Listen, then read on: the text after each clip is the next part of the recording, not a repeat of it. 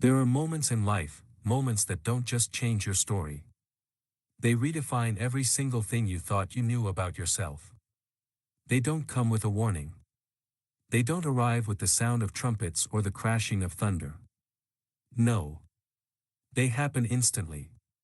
One decision. One choice. One night. One mistake.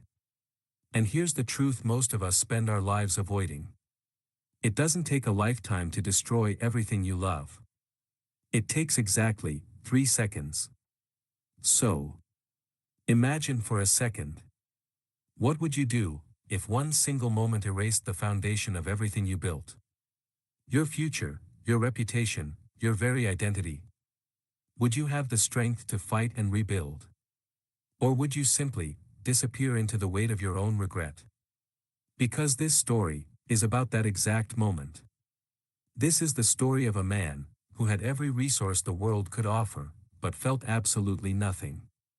And a woman who had nothing to her name, but refused to lose the one thing she owned, her soul.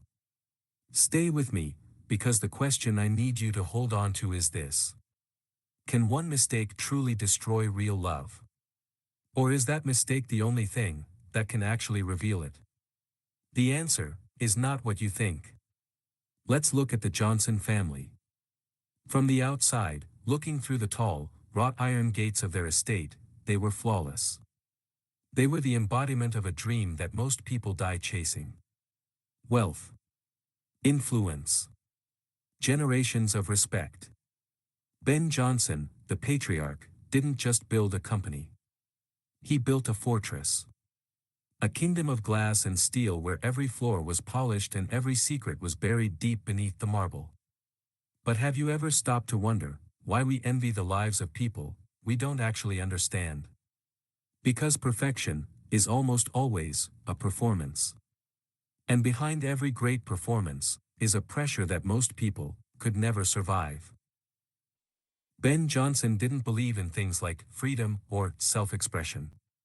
He believed in 3 things: control, precision, and results.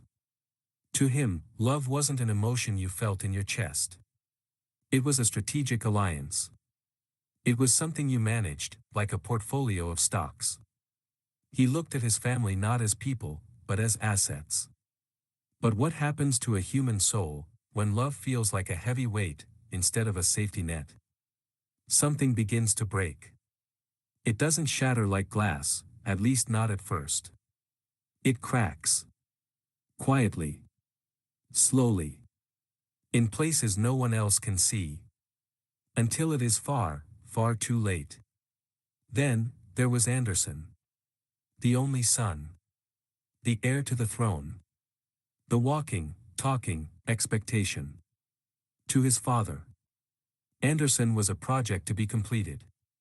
To the world, he was the lucky one. He grew up in rooms that smelled of old money and expensive leather, but he always felt like a ghost in his own home. Inside him was a completely different man. A man who didn't care about quarterly earnings or board meetings. He cared about the way light hit the city at 4 in the morning. He cared about the stories hidden in the eyes of strangers. He was an artist. Trapped in a suit that didn't fit his soul. Think about the cost of waking up every single day and playing a role you never chose. At first, you adjust. You tell yourself it's just for now. Then, you start to pretend. You convince yourself the mask is your real face. And eventually, you break. But here's the dangerous part about people like Anderson. They don't always break loudly. They don't always scream. Sometimes, they break in the middle of a crowded room, and no one even notices. And that quiet breaking eventually turns into something much darker. Resentment. How long can you pretend before you forget who you actually are? Anderson was getting close to that edge. His rebellion didn't look like a riot. It looked like a slow escape. It looked like expensive cars, late nights, and a string of careless decisions that left him feeling more empty than when he started. He wasn't enjoying his life, he was trying to outrun it. Escaping the expectations of his father, escaping the pressure of the legacy, escaping himself. And here is the irony. The more he tried to feel free, the more trapped he became in the cycle. Does running from your life ever actually work, or does the past always have a way of finding you? Then came Michelle. And everything slowed down. She didn't come from a world of marble and glass. She came from the concrete, from the struggle, from a life where nothing was given and everything was earned. She wasn't impressed by the car Anderson drove or the name he carried. In fact, she seemed to see right through them. She was grounded, disciplined, certain. And here's what made her truly different. She couldn't be influenced. She wasn't looking for a savior. And she certainly wasn't looking for a project. Picture this: what happens when someone who is completely lost meets someone who is completely whole? Does it create healing? Or does it create a tension that neither can survive? For the first time in his life, Anderson felt something unfamiliar. It wasn't the shallow thrill of a party or the cold approval of his father. It was respect. And with that respect came fear. Because when someone truly sees you, you can no longer hide behind the mask. That night, the night it all changed, it felt ordinary. And that's what makes life so dangerous. The moments that change everything, the ones that divide your life into before and after, they don't look important when they are happening. One conversation. One decision. One ride home. If you knew a moment could change your life forever, would you act differently? Would you speak with more care? Would you turn left instead of right? Because they didn't know. And that's what made it irreversible. After that night, Anderson changed. Fast. He became more focused. More present. More intentional. He started to believe that maybe, just maybe, he could be the man Michelle saw in him. But here's the question that haunts the middle of the night. Was it real change? Or was it just emotional dependence? Was he becoming a better man, or was he just using her light to hide his own darkness? Because there's a massive difference. And that difference determines everything. If this story is hitting home for you, if you've ever felt the weight of a secret or the hope of a new beginning, take a second to subscribe to the channel, because what happens next is the ultimate test of the human heart. They had boundaries. Strong ones. Clear ones. They promised to move slowly. They promised to be careful. Until one night, they weren't. And here's the truth. No one ever plans to fall. They drift. They let their guard down for 1 second. They take one step too far, thinking they can always step back. And suddenly, the ground vanishes. Then came the news. Pregnancy. Fear. Confusion. The cold, hard reality. Suddenly, the artistic life Anderson dreamed of felt like a fantasy, and the strategic life his father built felt like a prison closing in. Do you really know someone until life puts them in a corner? Because this was the test. Michelle chose responsibility. She chose the life growing inside her without hesitation. But Anderson chose escape.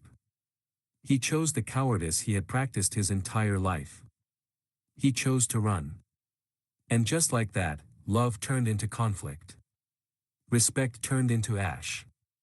She left. No explanation. No long goodbye. Just a silence that was louder than any argument they had ever had. Gone. The house didn't just feel empty, it felt silent. A heavy, ringing silence that forced him to look at the mess he'd made. Every room was a reminder of what he had thrown away. Have you noticed how clarity often comes only after the loss? When there are no distractions left.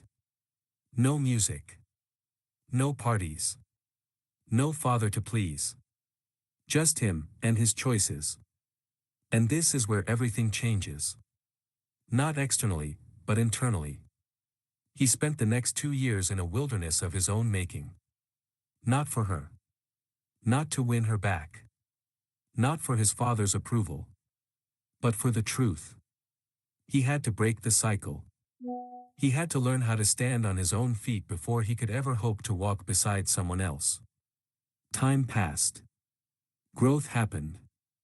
Pain didn't just hurt him, it transformed him.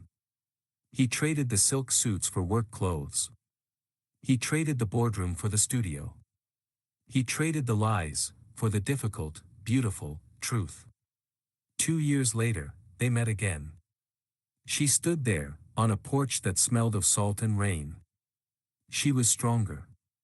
Wiser. And in her arms, she held their child. A living, breathing reminder of the night that changed everything.